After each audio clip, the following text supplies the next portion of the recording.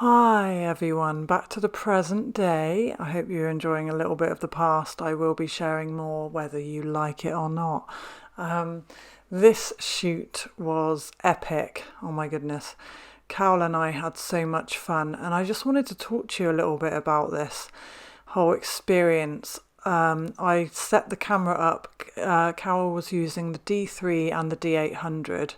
I'm going to share some of the photos in future videos. And basically, I set the camera up. It's always quite tricky when you're setting the camera up for somebody who's never picked up she's never picked up a D3 or a D800 before. So I was very conscious not to set too much of a shallow depth of field and things, of course, because it's a bit more risky that you might not get what you need in focus. So I tend to err on the side of caution, and I set the camera up for Carol, and then I just kind of shared my thoughts on where she could stand and her viewpoint, like getting a nice low viewpoint, and then just encouraged her to like move around and try some different angles. But I wanted to talk about this kind of style of working with my students, I suppose. I mean, Carol and I have been friends for a long, long time, and she's always loved picking up photography tips along the way. So it's a little bit more casual, I guess, with Carol than it would be a student, but I think it's a really nice way of learning, is to just take some great shots, even if that means using the camera that's already been set up, and then starting to learn a little bit of the technical side of photography.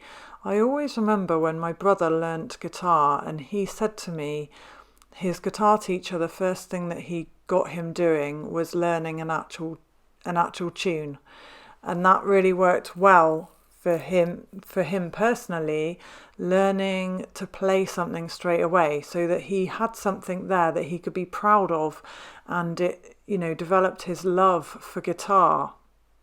And then his guitar teacher started to teach him kind of the technical side of it, and going back to basics almost, and filling in the gaps. And I think that's a lovely way to learn, because certainly watching Carol shooting me outside and how excited she was getting with the results and with the light and everything, it kind of almost sold photography to her. She was invested because she could just enjoy it. Whereas I think if I'd have started teaching her all the nitty gritty to such an extent that it can feel overwhelming, I do think sometimes that can put people off a creative subject. So I really enjoyed kind of teaching Carol in this way, and just setting up the camera, giving it to her, and just watching her absolutely love capturing me.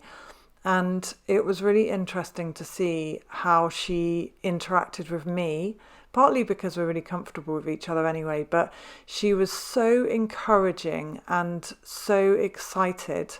As I say, I will share more footage on the photography in future videos, so stay tuned. But she was so excited about the light, and she was giving me loads of feedback that was kind of helping me be confident, because she was saying, "Oh, it's amazing, it's brilliant," and it reminded me that that's what I do when I'm shooting. I'm very, very encouraging with whoever I'm shooting. I'm always focusing on the positive. If you kind of hesitate too long and you're very caught up in what you're doing on the camera and not encouraging your client, you can kind of lose them a little bit, because they can lose their confidence. Very often you need to be really encouraging who you're working with, and Carol is absolutely amazing at this, because she's got such beautiful people skills. So just to watch Carol work in this way, I can just see what an amazing photographer she will become, because she's got the people skills to interact with who she's working with. So I just wanted to share that. And please stay tuned for more of this shoot coming up. I can't wait to share more with you. I'll see you soon, guys. Bye.